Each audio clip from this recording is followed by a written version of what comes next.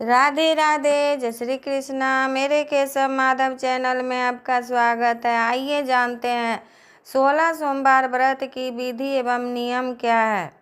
सोमवार का व्रत चैत्र, बैसाख, सावन, मार्गशीर्ष, कार्तिक मास में प्रारंभ किया जाता है। साधारणतः श्रावण मास में सोमवार व्रत का विशेष लाभ है। उसी दिन व्रत प्रारंभ करना चाहिए। व्रत करने वाले भक्तगण को चाहिए प्रातः काल की काले तिल का तेल लगाकर स्नान करें, श्वेत वस्त्र पहनकर मृग चर्म या कुश के आसन पर बैठें, सामने भगवान भोलेनाथ की मूर्ति तथा साथ में बने यंत्र को ताम्र पद पर खुदवा कर सामने रखें, चंदन, अक्षत, सफ़ेद फूल, धूप, दीप, भांग तथा काली मिर्च आदि से पूजन करें। शिव जी का ध्यान करते हुए निम्न मंत्र पढ़कर समर्पण करें। कर्पूरे गौरं करुणावतारं संसार सारं भुजगेन्द्रहारं सदा वसन्तं हृदयारविन्दे भवं भवानी सहितं नमामि। इसके बाद कथा का पाठ करें। पाठ के अंत में रुद्राक्ष की माला से ओम नमः शिवाय का 108 बार जाप करें। अंत में भगवान भोलेनाथ की आरती उतारें। इस प्रकार शिव पार्वती जी की पूजा करनी चाहिए। अथ उद्यापन विधि। 16 सोमवार की व्रत के बाद में 17वें सोमवार को उद्यापन करना चाहिए।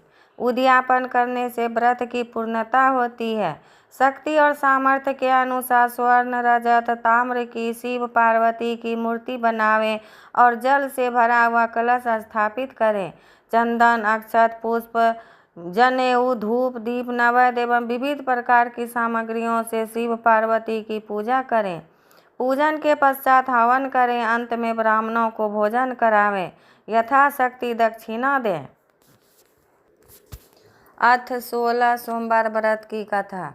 एक समय श्री महादेव जी पार्वती जी के साथ भ्रमण करते हुए मृत्यु लोक में अमरावती नगरी आए। वहाँ के राजा ने सुंदर शिव जी का मंदिर बनवाया।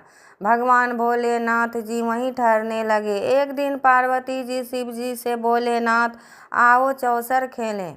खेल प्रारंभ हुआ। उसी समय पुजारी जी पूजा करने आए। पार्वती ने पूछा, पुजारी जी बताइए जीत किसकी होगी? वह बोले, भगवान भोलेनाथ की। और अंत में जीत पार्वती की हुई। पार्वती ने मिथ्या भाषण के कारण पुजारी जी को कोढ़ी होने का श्राप दिया। पुजारी जी कोढ़ी हो गए। कुछ काल बाद अप्सराएं पूजन के लिए आईं।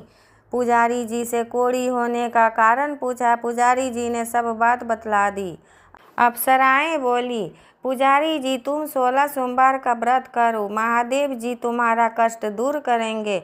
पुजारी जी ने उत्सुकता से व्रत की विधि पूछी। अप्सरा बोली, सोमवार को व्रत करें।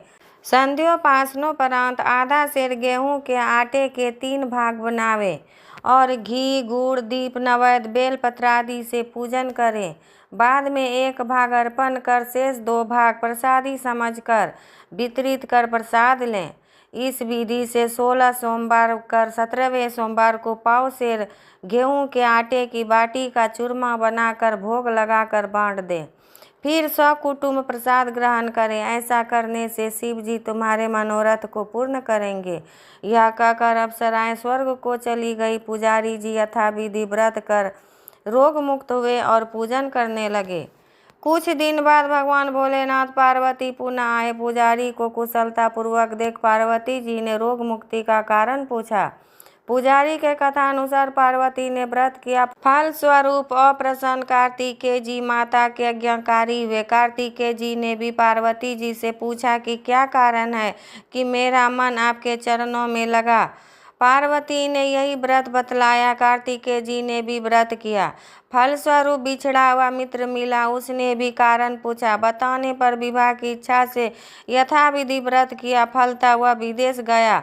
वहाँ राजा की कन्या का स्वयंवर था। राजा का प्रण था कि हथिनी जिसको माला पहनाएगी उसी के साथ पुत्री का विवाह होगा। यह ब्राह्मण भी स्वयंवर देखने की इच्छा से एक ओर जा बैठा। हथिनी ने माला इसी पंडित को पहनाई। धूमधाम से विवाह हुआ। तत्पश्चात दोनों सुख से रहने लगे। एक दिन राजकन्या ने पूछा, नाथ, आपने कौन सा पुण्य किया जिससे राजकुमारों को छोड़ हथिनी ने आपका वरण किया? ब्राह्मण ने 16 सोमवार का व्रत सविधि बताया। राजकन्या ने सतपुत्र प्राप्ति के लिए व्रत किया और सर्वगुण संपन्न पुत्र प्राप्त किया। और बड़ा होने पर पुत्र ने पूछा, माताजी, किस पुण्य से मेरी प्राप्ति आपको हुई? राजकन्या ने सविधि 16 सोमवार व्रत बतलाया। पुत्र राज की कामना से व्रत करने लगा। उसी समय राजा के दूतों ने आकर उसको राजकन्या के लिए वरण किया। आनंद से विवाह संपन्न हुआ। राजा के देवलोक होने पर ब्राह्मण कुमार को गद्दी मिली। फिर भी वह इस व्रत को करता रहा। एक दिन उसने अपनी पत्नी से पूजन सामग्री शिवालय में ले चलने को कहा, परंतु उसने दासियों के द्वारा भिजवा दी। जब राजा ने पूजन समाप्त किया तो आकाशवाणी हुई कि इस पत्नी को निकाल दे, नहीं तो यह तेरा सत्यानाश कर देगी। प्रभु की आज्ञा मान उसने रानी को निकाल दिया। रानी भाग्य को कोसती हुई एक नगर में बुढ़िया के पास गई। दिन देखकर बुढ़िया ने इसके सिर पर सूत की पोटली रख बाजार में भेजी। रास्ते में आंधी आई, पोटली उड़ गई। बुढ़िया ने इसको फटकार कर भगाया। वहां से तेली के पास पहुंची तो सब मांट चटक गए। उसने भी निकाल दिया। पानी पीने नदी पर पहुंची तो नदी सूख गई। सरोवर में पहुंची तो हाथ स्पर्श होते ही जल में कीड़े पड़ गए। उसी जल को पी आराम करने के लिए जिस पेड़ के नीचे जाती वही सूख जाता।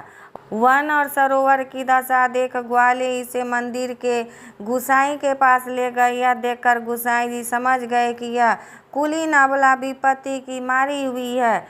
धैर्य बांधते हुए बोले, बेटी तू मेरे यहाँ रह, किसी बात की चिंता मत करना। रानी आश्रम में रहने लगी, परंतु जिस वस्तु से उसका हाथ लगे उसी में कीड़े पड़ जाए। दुखी हो गोसाई जी ने पूछा, बेटी किस देव की आराधना से तेरी यह दशा हुई? रानी ने बताया, मैं पति की आज्ञा का उल्लंघन कर महादेव जी के पूजन को नहीं गई। गुसाई जी ने शिव जी से प्रार्थना की। गुसाई जी बोले, बेटी तुम 16 सोमवार का व्रत करो। रानी ने सविधि व्रत पूर्ण किया। व्रत के प्रभाव से राजा को रानी याद आई और दूतों को उसकी खोज करने के लिए भेजा। आश्रम में रानी को देख दूतों ने आकर राजा को रानी का पता बताया। राजा ने जाकर गुसाई जी से कहा, महाराज यह मेरी पत्नी है। शिव जी के कष्ट होने से मैंने इसका परित्याग किया। अब शिव जी की कृपा से इसे लेने आया हूँ। कृपया इसे जाने की आज्ञा दें। गुसाई जी ने आज्ञा दे दी। राजा रानी नगर में आए। नगर वासियों ने नगर सजाया, बाजे बजने लगे, मंगलोच्चार हुआ। शिव जी की कृपा से प्रति वर्ष 16 सोमवार व्रत को कर रानी के साथ आनंद के साथ रहने लगे। अंत में शिवलोक को प्राप्त हुए। इसी प्रकार जो मनुष्य भक्ति सहित और विधि पूर्वक से 16 सोमवार व्रत को करता है, कथा सुनता है, उसकी सब मनोकामनाएं पूर्ण होती है। अंत में शिवलोक को प्राप्त होता है। इति 16 सोमवार व्रत कथा संपूर्णम।